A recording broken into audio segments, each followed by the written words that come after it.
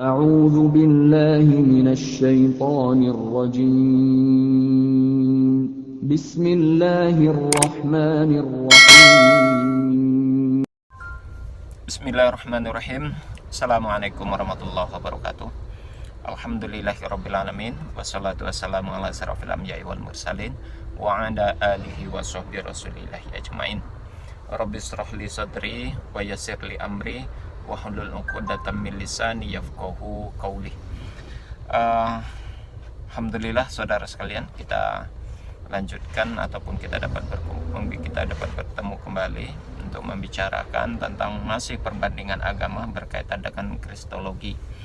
Kita masih mengkritisi ayat-ayat tentang dogma-dogma dan konsep teologi kekristenan, ya. Sebelumnya pada dua video sebelumnya, alasan Yesus dipertuhankan itu karena pertama dia sebagai anak Tuhan satu-satunya katanya. Kemudian Yesus dengan Allah itu menyatu katanya, ya. Dan semuanya sudah kita bahas dan sudah kita jawab pada video sebelumnya. Hari ini kita bicara kepada alasan berikutnya kenapa Yesus itu dipertuhankan. Salah satu yang menjadi alasan adalah, saudara sekalian, di samping yang dua tadi saya katakan, keyakinan umat Kristiani atau saudara-saudara kita yang Kristen, klaim mereka kenapa alasannya Yesus itu dipertuhankan, karena di dalam Yesus itu bersemayam atau memiliki Roh Kudus. Jadi di dalam diri Yesus itu ada oknum yang ketiga, yakni oknum Roh Kudus, sehingga dia layak dipertuhankan. Karena konsep Trinitas itu adalah Tuhan Bapa, Tuhan Anak, dan Roh Kudus, ya.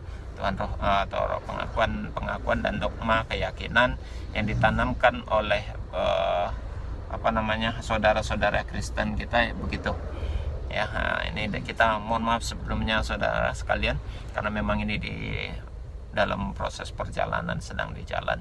Jadi mungkin ada suara-suara kendaraan yang simpang siur begitu, ya, yang masuk nantinya. Semoga tidak mengganggu konsentrasi kita. Baik saudara sekalian, kita tidak menyalahkan ataupun tidak menyangkal tentang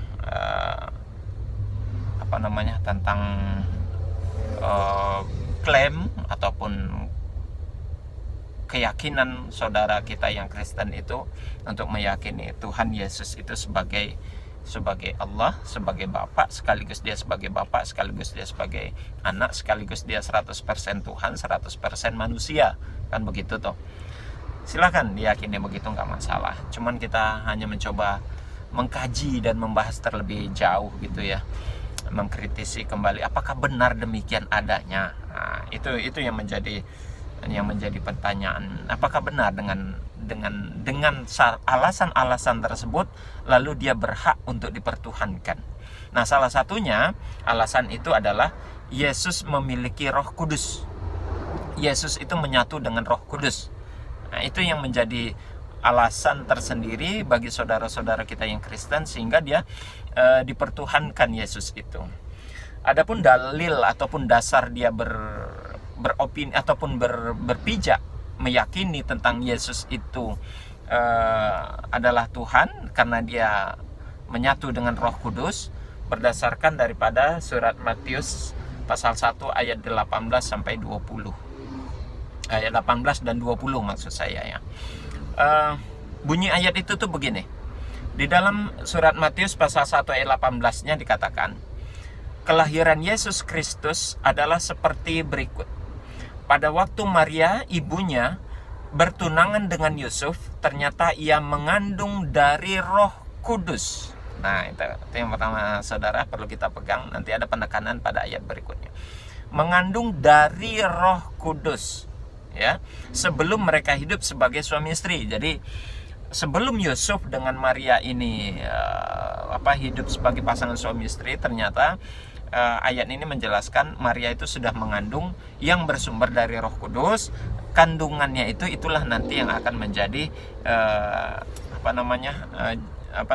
menjadi Yesus gitu maksud saya. Ya, menjadi Yesus. Kemudian di ayat 20-nya dikatakan, tetapi ketika ia mempertimbangkan maksud itu, malaikat Tuhan nampak kepadanya dalam mimpi dan berkata, Yusuf, anak Daud, janganlah engkau takut mengambil Maria sebagai istrimu. Ya, sebab anak di dalam kandungannya adalah dari Roh Kudus. Itu pernyataan dari Matius pasal 1 ayat 18 sampai 20. Ya. Pertanyaannya ini sebetulnya siapa yang menyampaikan kepada Maria? Ya. Kalau saat itu adalah Yesus itu yang akan lahir itu adalah Tuhan. Lalu siapa yang ngasih tahu Maria ini sebenarnya siapa sih? Bukankah Tuhan itu baru akan lahir, begitu loh pertanyaan dalam logika berpikirnya tuh begitu. Maria baru akan melahirkan Yesus. Yang Yesus itu sosok adalah yang nantinya akan dipertuhankan. Ya. Coba silakan kita berpikir lebih sedikit mendalam, saudara sekalian. Ayat atau surat Matius pasal 1 ayat 18 dan 20 ini menginformasikan khususnya kepada Yusuf atau Nabi Yusuf, di dalam Islam sama itu Nabi Yusuf juga, yang akan memperistri Bunda Maria, ya. Bahwasanya Maria ini sedang mengandung anaknya itu adalah Yesus nantinya, ya. Dan Yesus itu akan menjadi Tuhan, begitu loh. Tuhan nanti yang akan dilahirkan. Artinya belum ada pengakuan yang jelas tentang siapa sosok ini yang akan dipertuhankan nantinya. Yang jelas Isa itu dari Roh Kudus, dan ini dijadikan dalil bagi saudara-saudara kita yang Kristen, menjadi dasar bahwasanya Yesus dan Roh Kudus itu menyatu. Nah, itu ya, dia memiliki Roh Kudus, begitu. Saya sekali lagi tidak membantah, tidak menyangkal itu. Cuma nanti tolong kita pikirkan baik-baik, apakah benar demikian adanya. Lagian terlepas dari Yesus, perdebatan Yesus itu adalah Tuhan, ya, terlepas dari perdebatan itu. Dalam mindset saya yang tertanam adalah, kalau saja Maria yang sedang mengandung Yesus dan Yesus itu nanti akan jadi Tuhan, logikanya harusnya Bunda Maria jauh lebih berhak dipertuhankan ketimbang anaknya. Kenapa? Karena dia melahirkan Tuhan. Logikanya akan lebih luar biasa, lebih dahsyat, kehebatan, mukjizat ataupun kemampuan Bunda Maria, mampu dia melahirkan Tuhan. Coba, seharusnya Bunda Maria itu yang dipertuhankan, bukan Isa, anaknya atau Yesus itu. Bukankah dia melahirkan Tuhan? Kan lebih luar biasa itu. Seorang ibu, seorang perempuan mampu melahirkan sosok Tuhan. Woi, luar biasa itu. Kalau kalau dalam mindset saya, dalam persepsi saya itu, yang lebih pantas untuk dipertuhankan adalah Bunda Maria, bukan Yesus yang dilahirkan, tapi yang melahirkan Tuhan lebih layak, lebih pantas untuk dipanggil Tuhan. Itu nilai yang saya tangkap di luar daripada tentang kelahiran Yesus itu sendiri. Namun demikian, saudara, kita kembali kepada ayat ini yang menjadi dasar berpikirnya saudara-saudara kita ataupun kaum Nasrani, kaum Kristiani, menganggap Yesus itu memiliki Roh Kudus atau menyatu dengan Roh Kudus. Oke, sekali lagi kita tidak membantah itu. Saya tidak membantah itu. Cuman tolong dipikirkan ayat-ayat berikut yang saya bacakan.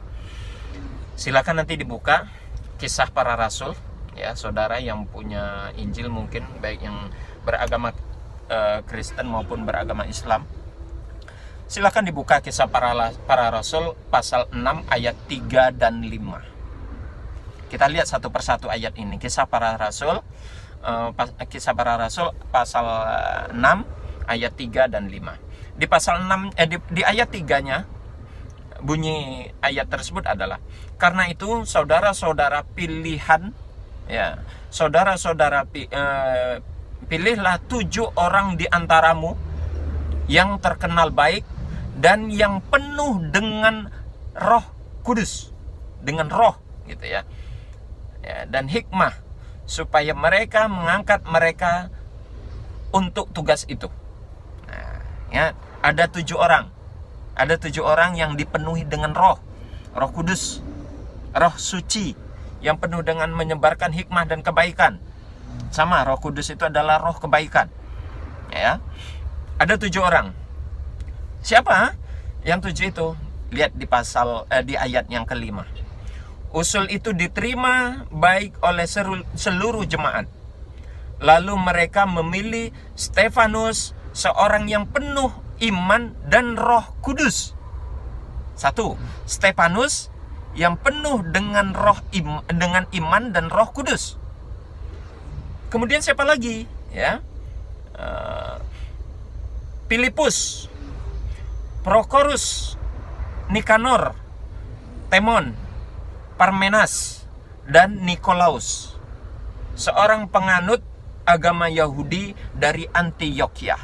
Saudara, ada ternyata 7 orang lagi di dalam Injil yang sama seperti Yesus. Mereka memiliki Roh Kudus, mereka menyatu dengan Roh Kudus. Saya ulang nama-namanya.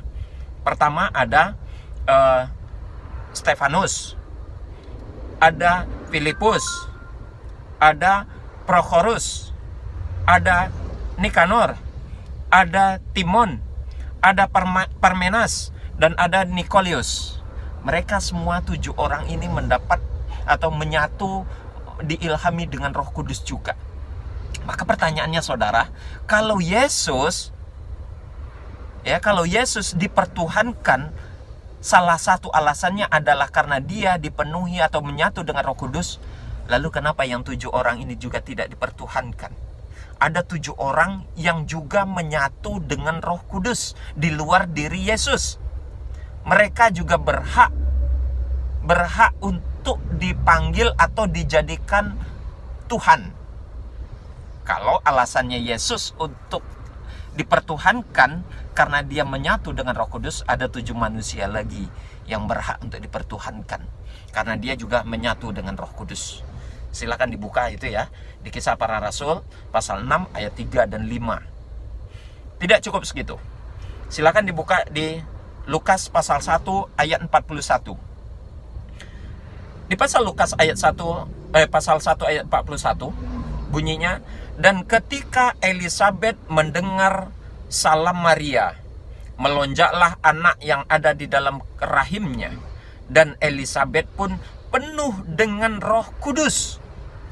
Ada satu lagi saudara, di Lukas pasal 1 ayat 41, Elisabet dipenuhi dengan Roh Kudus. Kenapa dia tidak dipertuhankan juga itu? Jadi tidak cuma Yesus, ada Yesus ditambah 7 orang tadi, ada 8, tambah 1 lagi Elisabet, 9. Ada 9 sosok yang di dalam di dalam Injil dengan jelas dan tegas dikatakan mereka adalah dipenuhi oleh Roh Kudus. Harusnya mereka juga dipertuhankan, saudara. Kenapa mereka tidak pertuhankan? Apa alasannya mereka selain Yesus itu tidak dipertuhankan? Kalau alasannya hanya Yesus saja yang dipertuhankan karena dia mendapat Roh Kudus, menyatu dengan Roh Kudus, bagaimana ini dengan Stefanus, dengan Filipus, Prokorus, Nikanor, Timon, Parmenas, Nikolaus, dan juga Elisabet. Elisabet itu dalam sejarah saudara, dia adalah istri dari Nabi Zakaria. Ya, dalam sejarah saudara nanti silakan dicari referensi-referensi. Elisabet itu adalah istri dari Nabi Zakaria. Nabi Zakaria yang itu dalam Islam juga diakui sebagai seorang nabi, begitu ya, nabi dan rasul utusan Allah. Nah, istrinya ternyata mendapat ilham Roh Kudus juga, harusnya juga mendapat label gelar sebagai Tuhan itu, ya. Jadi nggak sendirian Yesus saja, begitu loh. Silakan saudara pikirkan baik-baik. Kalau itu yang menjadi alasan saudara mempertuhankan Yesus karena dia menyatu dan memiliki Roh Kudus, masih ada 8 orang lagi di luar diri Yesus yang memiliki Roh Kudus. Jadi harusnya ada 9 itu Tuhan itu. Jadi bukan 3 unsur, ada 9 unsur nanti. Ya, ada 9 unsur. Bukan 9 unsur malah. Ada 11 unsur jadinya. Jadi nalar apa yang dipakai? Kita mengalihkan memilahkan, menyisihkan 8 orang ini untuk tidak dipertuhankan, sementara Yesus dipertuhankan hanya alasan karena dia mendapat Roh Kudus atau menyatu dengan Roh Kudus. Sementara ada orang lain yang menyatu dengan Roh Kudus tidak dipertuhankan. Pertanyaan yang perlu dijawab dan perlu dianalisa. Benarkah Yesus itu Tuhan? Hanya karena dia menyatu dengan Roh Kudus, begitu ya. Sementara Roh Kudus itu dalam Islam juga ada Roh Kudus itu, nanti silakan dibuka di dalam surat An-Nahl ayat 102. Cuman Roh Kudus dalam konsep Islam itu adalah malaikat Jibril. Ya, malaikat Jibril yang menyampaikan wahyu dan juga yang meniupkan ruh kepada jasad, kepada janinnya Nabi Isa atau Yesus, sehingga dia bisa hidup sebagai anak Bunda Maria. Jadi bukan anak Tuhan, bukan dia menyatu dengan Tuhan, dan bukan dia hanya karena memiliki Roh Kudus makanya dia dipertuhankan, begitu ya.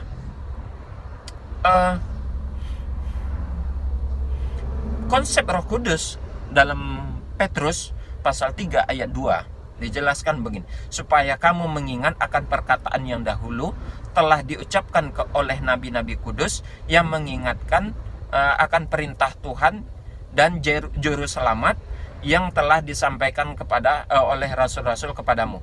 Dalam Kisah Para Rasul ayat 5 dan 32, pasal 5 ayat 32 dijelaskan, dan kami adalah saksi dari segala sesuatu itu. Kami adalah Roh Kudus yang dikaruniakan Allah kepada semua orang yang menaatinya. Jadi makna Roh Kudus itu bukan roh Tuhan. Ya, bukan makna roh Tuhan.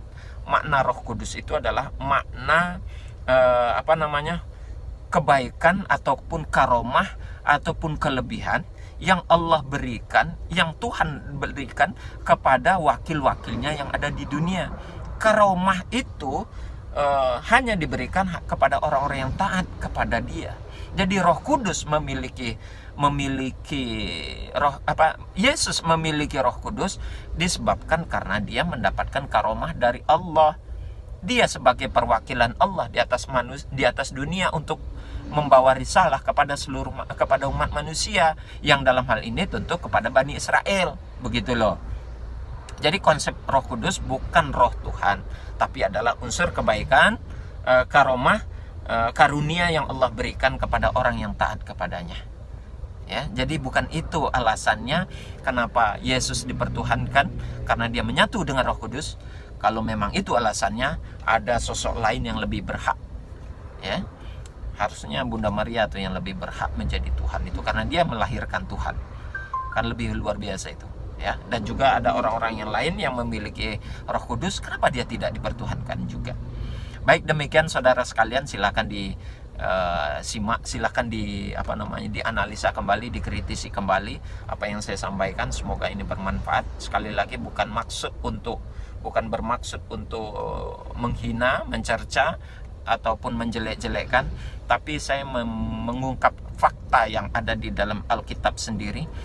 Apa yang diyakini oleh saudara-saudara Kristen ada sangat yang bertentangan dengan apa yang disampaikan oleh Alkitab sendiri. Bahkan Alkitab sendiri saling bertentangan dalam menyampaikan tentang konsep ketuhanannya Yesus. Nanti akan banyak lagi konsep-konsep ayat lainnya. Semoga ini bermanfaat seiring dengan waktu. Terlebih dan terkurang, mohon maaf yang sebesar-besarnya. Kita akhiri dengan kafaratul majelis. Subhanakallahumma wa bihamdik, asyhadu an la ilaha illa anta, astaghfiruka wa atubu ilaik. Assalamualaikum warahmatullahi wabarakatuh.